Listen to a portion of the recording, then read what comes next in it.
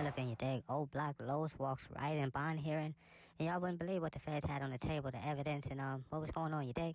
Basically trying to link him and his car. A lot of people say it's a rat in town, you dig? Master Splinter in town, you dig? If the feds had this much information, they really wouldn't need Master Splinter to come around, you dig? Basically, the feds revoked the bond, because he was in another crib. They couldn't find him in the first place. He got found with a few, when the feds came in, whoever apartment he was in, they put everything on his back, saying everything is not, theirs is his, you dig? He was caught with a few loaded guns, ammo, prescription drugs, a lot of, y'all gotta watch from the beginning to the end. Crazy situation for Muwop and the indictment, you dig? Shout out Death for the Cloud for the exclusive, you dig? Finna get it some more way.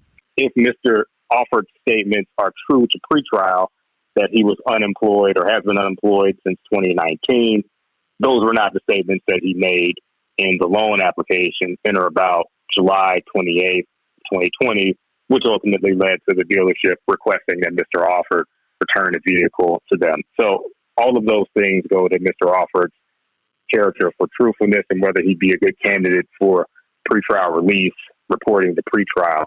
There's some other information, and I relayed this to Mr. Somerville as well. These are not exhibits, but when Mr. Offord was arrested in that other apartment, the owner of that residence unit gave the FBI consent to search it, and the FBI recovered some items that the owner of that residence or unit indicated belonged to Mr. Offord, including 2 bottles of suspected promethazine hydrochloride, people call it codeine syrup, about 136 grams, some credit cards in Mr. Offord's name, about $1,500 in cash, 10 .40 caliber Smith & Wesson rounds, 40 caliber Smith & Wesson magazine, pills in the name of 2 other individuals, 2 different bottles of pills in the names of other individuals, 4 different cell phones. So one iPhone, a different iPhone,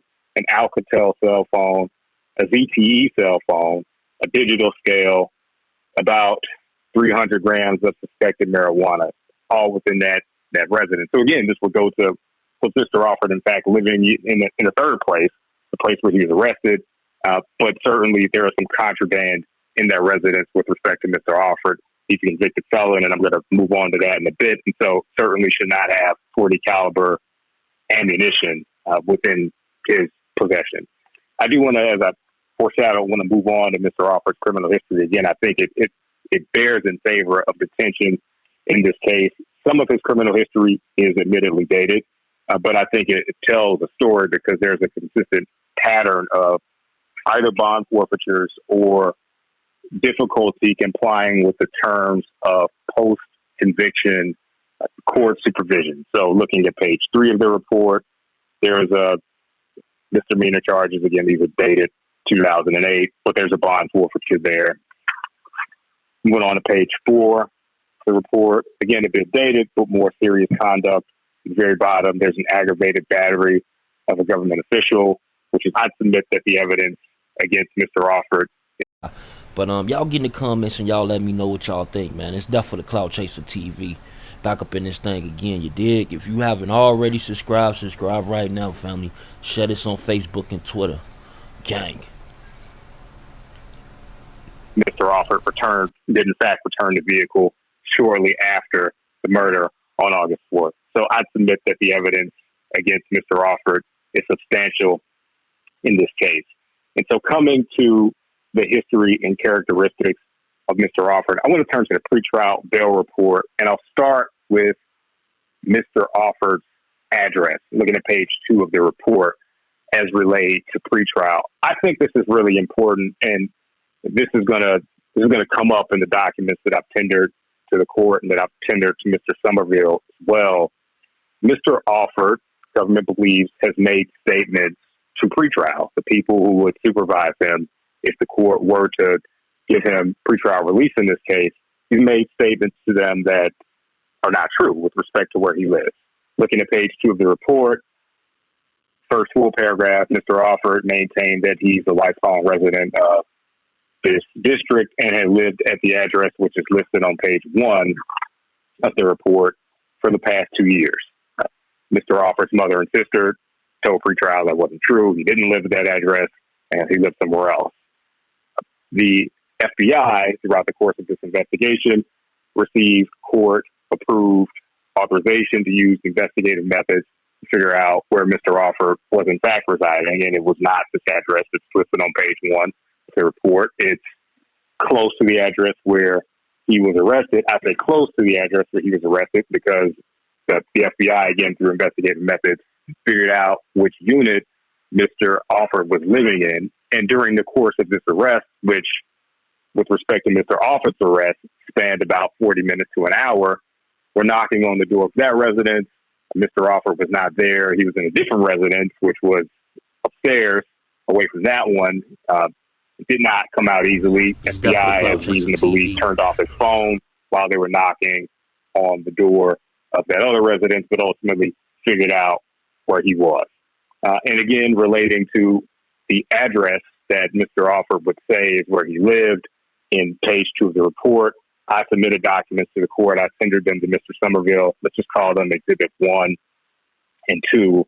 I'll refer to the one that is a Small Business Administration application, at least a small portion of it, as Exhibit 1, and a Bank of America statement as Exhibit 2.